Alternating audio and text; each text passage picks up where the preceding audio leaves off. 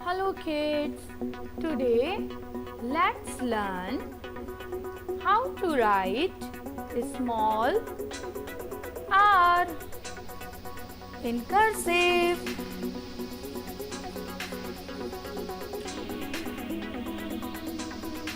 Start the stroke from baseline, straight till up to middle line, then make a loop and move forward by making a curve to little lower than the middle line.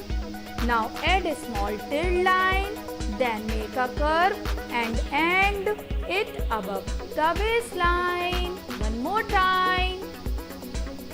Start the stroke from baseline, straight till up to middle line, then make a loop and move forward by making a curve to little lower than the middle line. Now add a small tilde line, then make a curve and end it above the baseline. Please like and subscribe Kid Guru for more videos.